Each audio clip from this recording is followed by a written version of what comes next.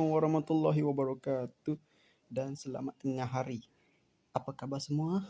Hari ini saya ada duit shilling 50 sen dan 10 sen sama dengan 60 sen. Okey. Baiklah, kita ada duit shilling.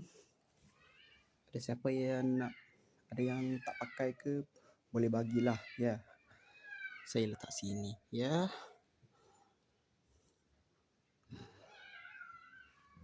Tengok tu, duit shilling yang ada yang baru, ada yang lama.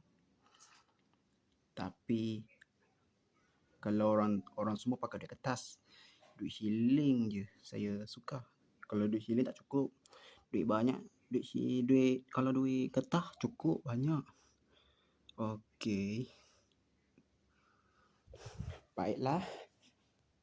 Itu saja daripada saya. Jangan lupa like, share dan subscribe saya punya channel ni. Bye. Assalamualaikum warahmatullahi wabarakatuh. Bye. Muah.